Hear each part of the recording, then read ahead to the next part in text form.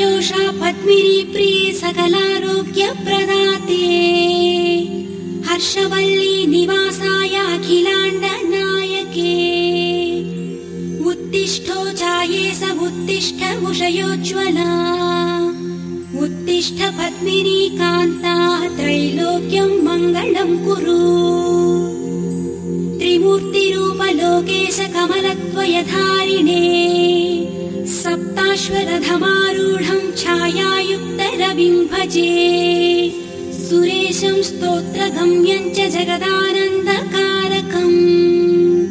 श्रीसूर्यदेवदैते तव सुप्रभातम् समस्त जगतामूर्तिं नाशयन् पाति सर्वदा आयुर्ददाति सविता दत्यान्नो वन्दनं सदा तव नाम जपे नित्यं चार्ति न भयमु